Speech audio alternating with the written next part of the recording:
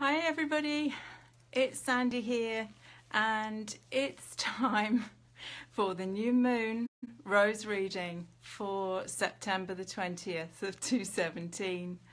And yeah, this is a new moon in Virgo, and pretty powerful. I think, most people that I've spoken with have really remarked on the intensity of the energies that we've experienced since the eclipse.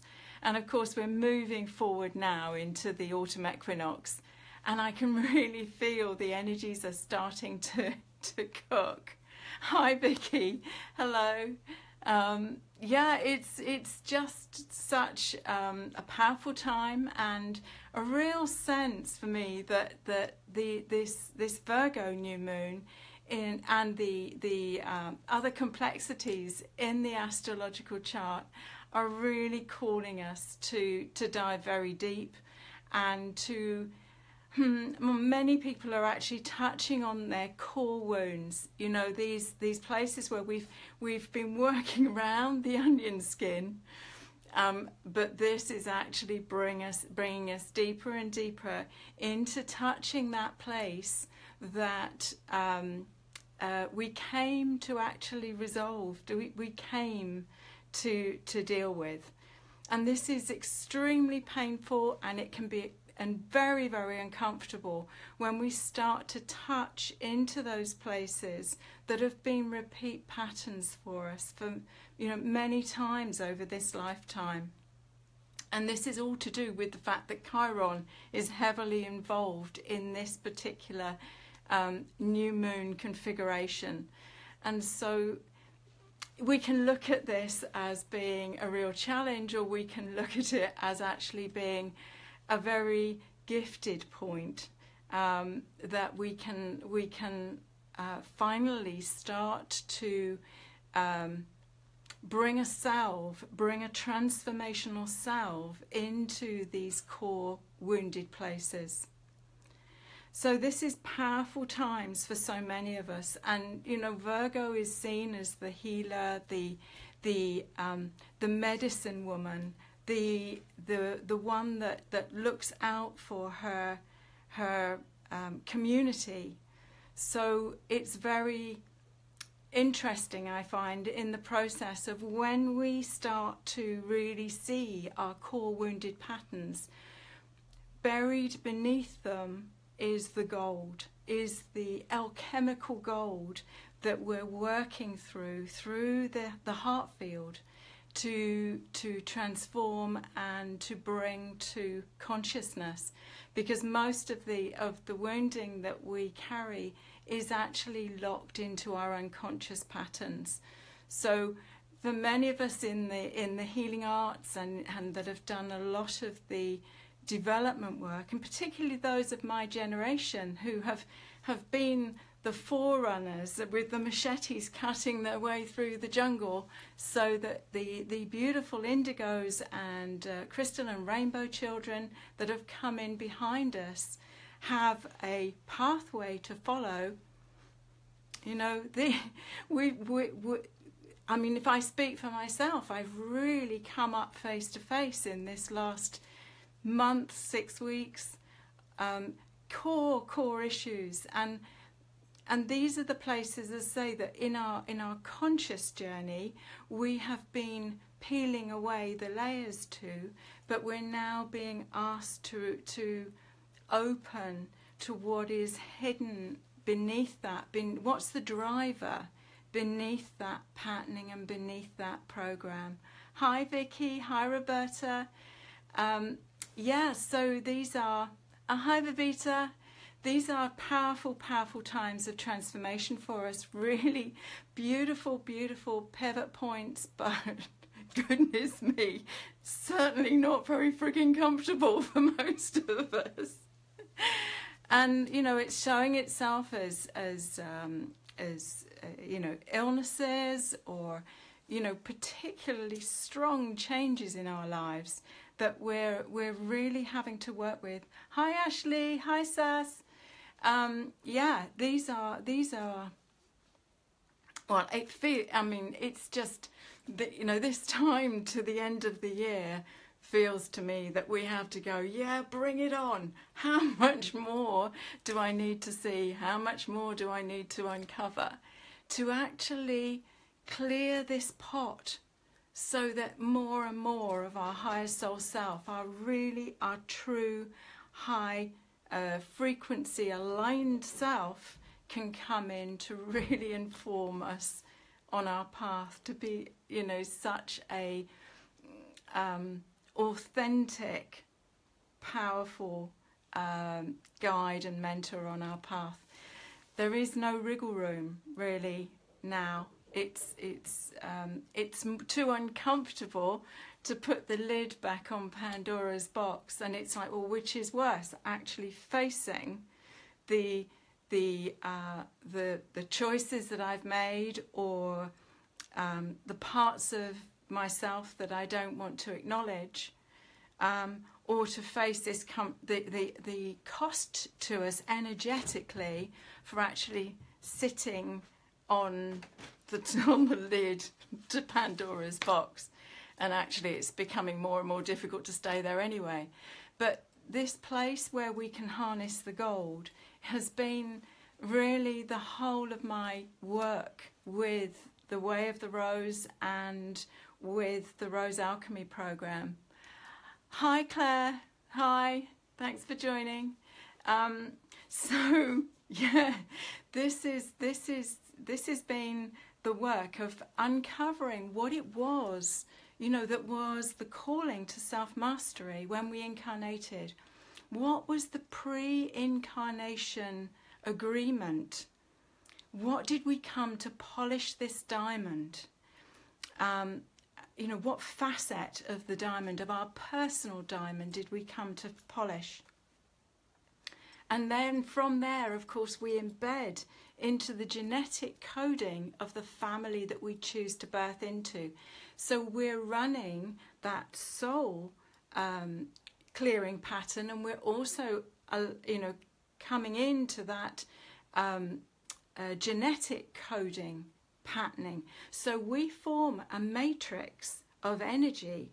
We bring these two streams of our energy into focus, and that's really where the work is, where we get triggered, where there's an energy charge on something that you know. And we've all met people that have got an uncanny ability to put their finger absolutely into that sore place within us, and you know, we can retreat and be in that pain, and that can lock us down further, or we can say, you know, hold on a minute, let me just sit with this for a minute and find where the root of this pain is.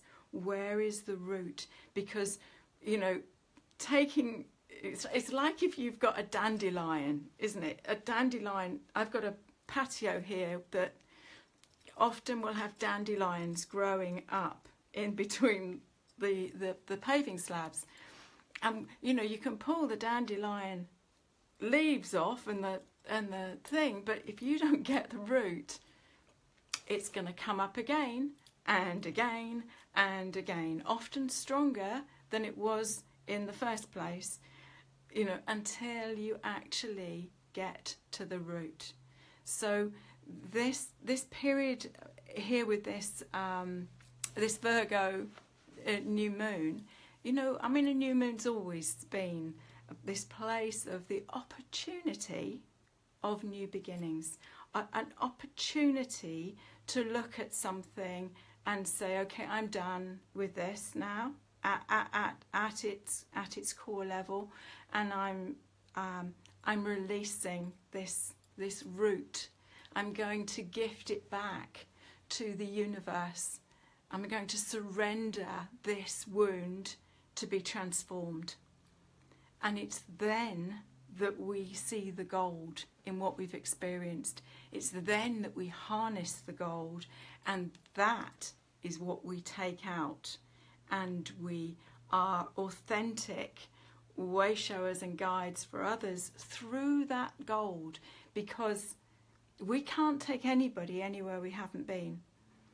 So it feels to me, this particular moon, with its very interesting and intense astrology, and also because it's also got a connection into the Chiron piece, which for all of us offers this opportunity of, oh my goodness, this one's come up again. Here we go. So yes, those of you that are aware of, you know, part of my journey from my personal Facebook page, realise that, you know, yes, I've been on another deep dive this last weekend and started a spiritual psychology course, and that had certainly put some fingers into the little chinks in my field, even after the first day. So goodness knows what the whole course is going to reveal, but you know, that is yeah, that's pretty much what I've moved forward for.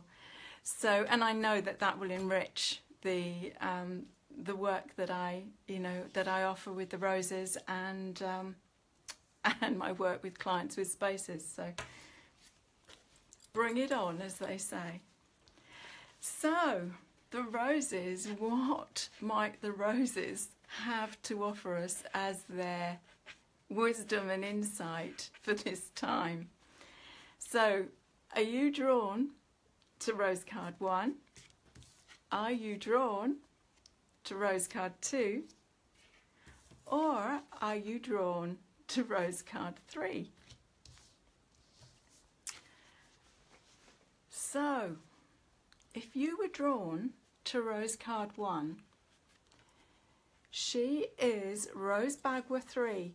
And very interestingly, I had someone who's been working with the rose cards that specifically was asking about this just this week. So hi Laura, hi Joe, and hi Rain. So this particular rose is Rose Bagua 3, and I've explained before, the Bagua are a set of 9 roses within the Rose Oracle deck, and this particular rose sits in the place of the wisdom of the ancients. So she's the carrier of this energy of really honouring and acknowledging our teachers on lots of levels. So that could be a teacher in the physical realm here, you know, that we've journeyed with a soulmate or a partner who has been an awesome teacher and illuminator for us. It could be someone that you're training with that is actually, you know, quite likely someone that you've got some past life connection with, and that you are uncovering and unlocking past life memory of working with a particular skill set, or activating and connecting with a particular guide from previous times. So this card can mean bringing attention to the honouring of that external teacher in the physical realm, but also, of course, our teachers on the higher realms, on the light, in the light fields. So this rose is calling you perhaps to, you know, be more open to connecting with your team and your spirit guides. She could also be inviting you to take this next step of releasing some more of your inner patterning that is now out of time, shall we say, in your soul evolution. And once we clear more of this heart field, this alchemical pot of the heart, more of our true, authentic, higher soul self can come into body. For many of us, there has been a really tricky journey this lifetime. And I know many people, myself included, who have found it extremely difficult to be here in this third dimensional density, but also because we've come to clean up in a lot of different ways from different lifetimes. This has been an extremely uncomfortable and challenging journey. So the more we refine that process, the more we are open to let go of these old places of pain and suffering, the more we can bring more of our higher soul self into presence, into the incarnated field, because, you know, it's not for us to go out there, it's for us to bring more of this light in, to actually be the channel that brings more of heaven on earth. Because once we do that, we can breathe through and activate and illuminate for others. So it's a powerful journey. Excuse me, I'm just going to check because I just had my phone has just flagged up that I'm on low battery, and I'm plugged in and wired up, so it shouldn't be. So, oh my goodness. So yes, powerful rose that's talking about the honouring of the teachers and way showers that we have around us. And I also think for many of us that particularly with that first wave of blue rays or indigos that are incarnated, understanding that actually our children have often come to be our teachers and guides too. So this has got lots of layers to it, this particular rose. So this was rose card 1. Rose card 2 is Rose Angel 7. Now I think that this is a very interesting card to follow on from Rose Bagua 3, because this one is one of the rose angels. And if you remember, if you've been working with the roses, the rose angels are 11 roses that are the transformers of the wounds to love into the jewels of our empowerment. So this particular rose sits on the solar plexus, and she is all about the wound of betrayal. And betrayal comes in many forms. It's not that just that we might experience betrayal from another, it's where we betray ourselves. It's where we betray our gut wisdom, our gut knowing, and we allow ourselves to be pleasers or to be in accord with someone when that isn't actually our truth.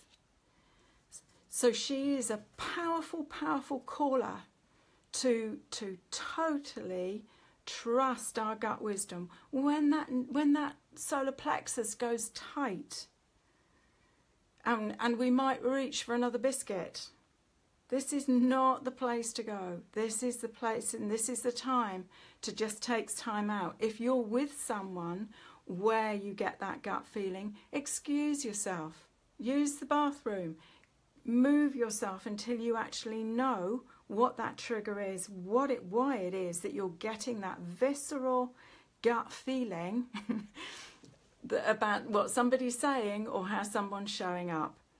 So this plate, she's calling you to really pay attention. Pay attention to the messages in the body, and particularly your solar plexus. So very strongly, sorry, I'm going to put my glasses on because I can't read the messages. Erica says, yeah, that this is the work she's been doing personally and with others. So, you know, these are powerful way showers and times for us, because when we're working with others, the opportunity of actually holding space for others to unpack where that story or issue is that they're being held. Hi, Lisa. Hi. So yeah, this rose calls us into that place of really being present. She's got like stabilizer wheels and this beautiful cup. So it's like she will actually hold steady and still while we actually have a tune in. We actually have a tune in, and it's like, why have I reacted like this? And what's the story? Where's the piece that's underneath it? Thank you, Laura. She says that sounds right. So this is Rose Card 2, and she's Rose Angel 7. Now the jewel of this, the jewel of trust, of being able to trust our gut wisdom, is absolutely essential to be able to hold the energy of the wise woman. Heart solar plexus is the power center for the wise woman, and it doesn't matter which part of the spectrum that you're in, of maiden, mother or crone, within the passage of the divine feminine. You know, this place of holding that wisdom and that real sense of presence for self, this honouring of this sacred temple that we are journeying in, to listen to her messages. Sometimes she has to shout very, very loudly before we actually take notice, before we get it, because the nudge that we've had time and time again, we have overridden, or we've numbed out on, or we haven't taken the time to honour ourselves and actually do that journey. So powerful. And if you chose Rose Card 3, she is Rose 2. Rose 2 is one of the original roses from the set that came together 7 years ago after my connection with the roses from the Alhambra in Granada, Spain. And she sits on the third eye, and that third eye has a strong connection into the pineal gland. And it is said, isn't it, you know, let thine eye be single.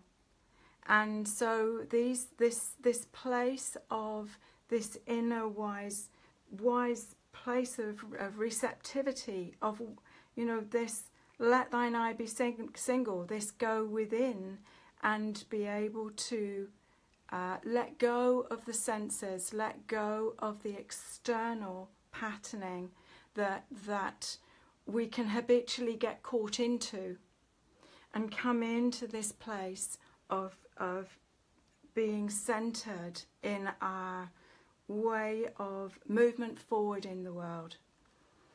It's interesting, in many of the teachings, this place of always moving from that still place, that in some of the training that I've been through, this place of coming into center, reflecting before you take an action, so that every action comes from a still place. We're so habitually set to go from action to action to action to action. And this rose calls us back into center.